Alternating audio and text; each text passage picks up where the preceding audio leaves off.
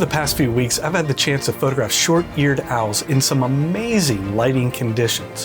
However, many times these owls don't come into photographic range until the light has begun to set, and it's way too dim to capture flight shots with my Canon 200-800 millimeter lens that is wide open at f9.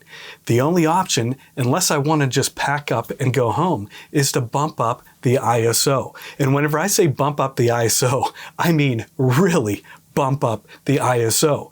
Recently, I tried shooting at 25,600 ISO, which just seems absolutely insane to think that I would be able to capture anything other than just a blob. And that's what's so exciting about today's modern cameras and software. We're able to shoot in situations that would have been otherwise impossible in the past. Now, I will say that there's a couple techniques that you definitely want to use whenever you're shooting at these extremely high ISOs. Number one, shoot a ton, and I mean a ton. It's going to be spray and pray, rapid fire, just shoot, shoot, shoot, and you're going to come away with a ton of images that are going to be absolutely worthless. But that's okay, because you're going to get a couple that will be editable. Another tip is that your subjects are going to need to be close. And that was the issue on this shoot, is that even in the good light, the subjects were too far away for atmospheric conditions to get in the way to make a clean image. So that's going to be doubled or even tripled whenever you bump your ISO up so high. So your subjects are definitely going to have to be close in order for you to produce a clean image. If the subject is too far away, the image is going to be smeared whenever we clean it up and not salvageable. So let's head on over to the computer. So inside of Lightroom here, you can see that I have culled a handful of images that I shot at 25,600 ISO, which I know is absolutely insane. So I think we're going to start out by working with this shot here. And you can see there's a lot of banding in the noise here. And whenever I zoom in to 100%, I mean, holy cow, it's pretty muddy and disgusting.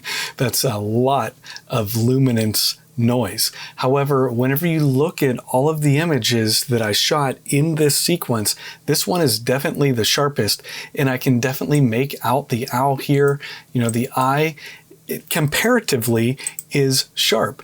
And whenever we zoom out, obviously it's going to look a whole lot better, so we're not going to crop that much. But the key here is that we need to start out with a clean file, or at least as clean as we can get it. So what I'm going to do is go into Topaz Photo AI. And Topaz Photo AI is just an absolutely phenomenal product that is going to clean this thing up and make it look amazing. So inside Topaz, actually, whenever we open it up, you can see that there is a whole lot more color noise in the image. So Topaz is going to run through the denoise process in just a minute here. We're going to be able to preview it. It's removing the noise, and watch this. Holy cow. It's absolutely phenomenal what it's able to do there. Just take all of that noise away. Now, we also can add a couple more things here, and what I'm going to add, the only other thing that I'm going to add, is going to be the sharpen. So it's going to find my subject, at least try to. Now remember, this was a really, really noisy image, so it has a bit of a hard time. If we go to see, you know, the selection that it made, it did miss a lot of the owl, but we can go here to edit selection, and I can use my brush to paint on the selection that I want to make. So I'm going to go ahead and do that, and then we're going to export to Lightroom. If you don't have Topaz Photo AI, I'm going to leave a link down in the description. If you use that link to make your purchase, it really helps out my channel, and I greatly appreciate it. So here we are back into Lightroom, and you can see this is the original file, and it was a CR3 file straight out of my Canon R5 Mark II. And I've left all of the information up here so you can see this was legit shot at 25,600 ISO. And now here is the Topaz Photo AI version. What I love about Topaz Photo AI too is it's going to give you a DNG file, so it's still a raw file. All of that information is retained. You can see definitely there is still some blurriness here that is part of the idea that it was so noisy, but there was some motion blur. I'm completely satisfied with this at 25,600 ISO. It's insane that we're able to produce an image like this. Now, I'm not going to crop in that close, obviously. So we're going to start by doing a bit of a crop. So let's do that first. And I'm going to do something along the lines here. I do want to still see some of that blue because I think that's a really neat aspect of this image, that it's going to show how dark and like this is a nighttime hunt. This is the story that we're telling. Now I'm placing the owl on that left vertical line, thinking about the rule of thirds and shot composition. Typically we want the subject's eyes across the top horizontal line. So that looks really good right there. We're going to do that crop right there. So what I'm going to do first in my edit here, I think I'm going to go into the color grading, and we're going to boost up the mid-tones a tad just to give it a bit brighter image in where those mid-tone colors are at, which is pretty much all subject. Okay, so now we're going to go into our masking, and I'm going to select the subject. And once it finds my subject, I'm going to add some dodge, some lightening. So that's good. It defaults to bump the exposure up by 0.25, and then we're going to take the whites up a tad. So that's looking pretty good. Might bring the shadows up just a bit, but I don't want to bring them up too much because I'm afraid that that could start to introduce some of that noise that we have already got rid of. So next thing I'm going to do is duplicate and invert the subject mask. So that has me selecting pretty much just the background. It's going to hit a little bit of the subject areas here. And actually with this background, we can actually go to subtract, select subject, and that's going to help to clean that up even more. And I actually could subtract with a brush and get rid of some more of that to clean it up just a little bit more. So, I want to keep this video relatively quick, so I'm not going to spend a ton of time there, but that's definitely something that you could do to get it really, really precise, and I am going to do it right there because it was nabbing his nose. So that looks pretty good. We're going to go with that, and let's get rid of the overlay so we can actually see what we're doing. In here, I do want to bring the shadows down. So my goal here, and that might be a little bit too much, maybe right about there, I want to make sure that my subject is isolated from the background, and definitely that is happening now. Okay, so that's pretty good. We're going to come in here, and this is just a quick edit, but just showing you how very quickly at 25,600 ISO, we can create a usable image. So we're going to make a new brush, and we're going to add the iris enhance. And I'm just going to paint around the eye because the eye of the short-eared owl is its defining feature. I want to make sure that's really popping. So, I mean, holy cow, is that looking great? One final adjustment that I think that I'm going to make is we're going to take the vibrance up just a tad. And that's really not going to affect the blue too much, I guess. So maybe I lied. We're going to do 2 more adjustments. So we got the vibrance, and then we're going to go to color mixer. And I just want to try to take that blue, bring that up just a little bit. And guys, I think that looks fantastic. To know that we went from this in our original RAW file to this, and this is what our Topaz file looked like when we started, and then we went to here. So to me, that's absolutely fantastic. Now, I have some more shots. These ones were shot with some snow behind the owl. And I just want to show you again the power of Topaz. And if we can, we want to have maybe a brighter background because that's going to introduce less noise. Well, let's zoom in here, and definitely there's some noise there, but the owl is getting closer and those eyes are still there. The subject is still there at 25,600 ISO. So let's go ahead. We're going to throw this into Topaz Photo AI. We're going to let Topaz clean it all up. Okay, back inside Lightroom Classic, and here's the image that we were able to create. Now, there is a little bit of fragmenting here on the eye, but that is something that I think we could touch up very easily inside of Photoshop if we wanted to. And here's the original image. So there it is. So you can understand, like, there was quite a bit of noise right there on that eye. So that's why it was a little bit confused with that. But I mean, holy cow, look at how that noise is cleaned right up and how we've got some sharpening going on. I mean, I can even see details in the feathers here, which is just absolutely fantastic for the ISO that we were shooting at. So again, first thing I want to do is crop in.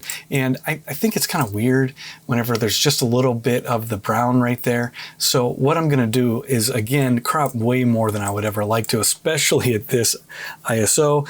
But I don't want to like half have that. It just looks a little bit awkward to me. So what I'm going to do is make sure that it's only snow that is in the frame. And again, I'm using the same concept with the rule of thirds, positioning the owl with plenty of room for him to move into. So that looks okay right there. Actually, let's do this. We could even, let's change it to an 8x10 and do a vertical. Now there, we might be able to get away with having some of that brown in the back in the shot. So let's just go with it and see what happens here. So that's decent. Now, first thing that I want to do is make the white white. Right now our snow is blue, and even though it was getting dark, I don't like how that looks here. So we're going to use the eyedropper in our white balance, and we're going to select the snow, and that does a pretty decent job. I think what we're going to do here is bump the whites up just a tad, and maybe the exposure as well. So that's moving everything. Now I feel like the snow is still gray, and we're going to take care of that in just a second. So now we're going to go down here to our color grading, and again, we're going to bump up the midtones, and that's going to give everything just a little bit more brightness. Almost feels like it adjusts the contrast a little bit too. So now let's go ahead and select our subject, but I'm going to leave the subject alone pretty much. We will maybe add a little bit of dodging here, but I might even just take that down from the default. So right about there is probably going to be good, but we can come back to that in just a minute. Now we're going to duplicate and invert the mask, and then I'm going to subtract the subject just to clean that up a little bit. And I can see there's still a mark there that I don't necessarily like. So we're going to zoom in here, and we're going to use our brush to subtract that part of the mask. And that's looking fairly good. And over here, I see that it missed the tail. So we're going to add that back in as well. So I need just a bit of a smaller brush. We're getting really fine tuning here. And I think that's good enough for what we're doing right now. So that's okay. And let's get rid of that overlay.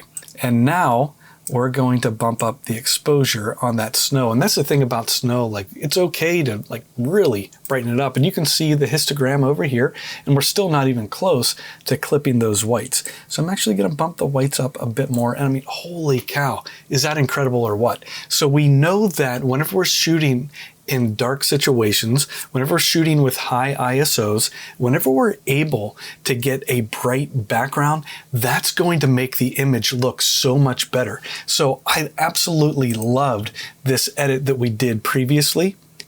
I think it's really cool. It tells a neat story about the night hunt. But look at this image. This was actually shot after this one. And I was able, because of the light that was there, I was able to be at 1,000th of a second for my shutter speed. Now, at this time, the light had gone down even more, the sun was setting, and I was at 1/640th of a second for this flight shot. So there is going to be a little bit of motion blur, but my point is that this was definitely a darker point of the evening than the previous shot, but this looks like it was shot midday. And that's the thing about looking at your background, being able to maybe control that a bit is going to give you maybe better results whenever you're shooting at these high ISOs. I'm really excited at the possibilities that this opens up. Again, I was using a lens that is wide open at f9. If you're willing to give this a try, it allows your time in the field to increase and maybe catch behavior that you wouldn't otherwise see. Am I going to blow these images up to 24 by 36? Most likely not.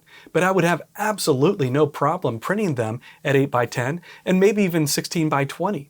And I might send one out just to see what happens. On an unrelated note, has me saying ISO bothered anyone? I know the correct pronunciation is actually ISO, but I've always said ISO. How do you say it? Let me know down in the comments. And while you're down there, don't forget there is a link for Topaz Photo AI that would really help me out if you use that to purchase.